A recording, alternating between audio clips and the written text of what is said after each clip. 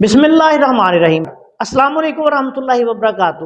امید ہے کہ آپ سب خیریت سے ہوں گے۔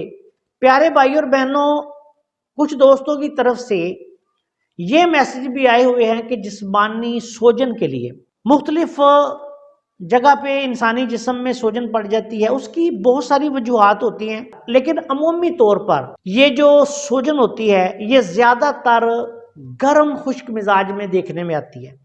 جگر کی خرابی کی وجہ سے بعض اوقات گردوں میں کچھ مسائل ہو جاتے ہیں، بعض اوقات کچھ میڈیسن جو ہیں وہ مسلسل سٹیرائڈز وغیرہ یا اس طرح کی گرم خشک گرم ادویات کا مسلسل استعمال، اس سے بھی جسم پر سوجن آ جاتی ہے۔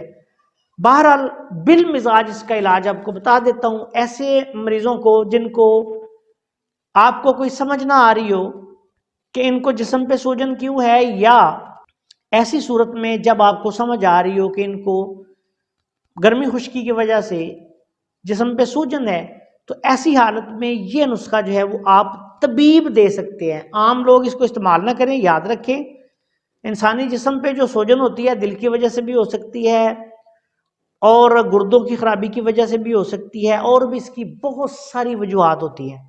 تو اطباء کرام کے لیے نسخہ حاضر ہے، عام لوگ اس سے دور رہیں۔ اس نسخہ میں سب سے پہلے آپ نے ریون چینی لینی ہے 50 گرام، ریون خطائی لینی ہے 50 گرام، زنجبیل لینی ہے 50 گرام، سہاگا بریاں لینا ہے 50 گرام، نشادر ٹھیکری لینی ہے 50 گرام، کلمی شورا لینا ہے 50 گرام۔ ان کے ساتھ ساتھ آپ نے سوڈا خوردنی، جس کو میٹھا سوڈا بھی کہا جاتا ہے، وہ بھی آپ نے لینا ہے 50 گرام۔ اب ان تمام ادویات کا پاؤڈر بنا لیں۔